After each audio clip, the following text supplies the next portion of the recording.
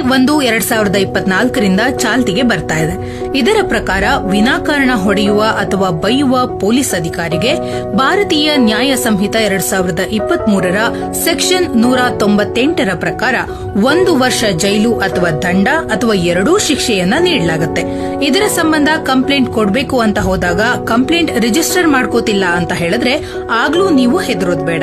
ಭಾರತೀಯ ನಾಗರಿಕ ಸುರಕ್ಷಾ ಸಂಹಿತೆ 2023ರ ಸೆಕ್ಷನ್ 175ರ ಸಬ್ ಸೆಕ್ಷನ್ 3ರ ಅಡಿಯಲ್ಲಿ ನೀವು ನೇರವಾಗಿ ಮ್ಯಾಜಿಸ್ಟ್ರೇಟ್ ಬಳಿ ಹೋಗಿ ಕಂಪ್ಲೇಂಟ್ ಅನ್ನು ರಿಜಿಸ್ಟರ್ ಮಾಡಬಹುದು.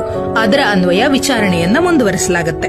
ಇನ್ನು ಸುಳ್ಳು ಕೇಸ್ ಹಾಕ್ಬಿಟ್ಟು ಪಾಠ ಕಲಿಸ್ತೀನಿ ಅಂತ ಪೊಲೀಸರೇನಾದ್ರೂ ಹೆದರಿಸ್ತಾ ಇದ್ರೆ ಭಾರತೀಯ ನ್ಯಾಯ ಸಂಹಿತೆ 2023ರ ಸೆಕ್ಷನ್ 201ರ ಅನ್ವಯ ಕಂಪ್ಲೇಂಟ್ ಅನ್ನ ರಿಜಿಸ್ಟರ್ ಮಾಡಬಹುದಾಗಿದ್ದು 3 ವರ್ಷಗಳವರೆಗೆ ಸಜೆಯನ್ನ ನೀಡಬಹುದು. ಸೊ ಪೊಲೀಸ್ ಅಂದ್ರೆ ಭಯ ಬೇಡ, ಗೌರವ ಇರಲಿ.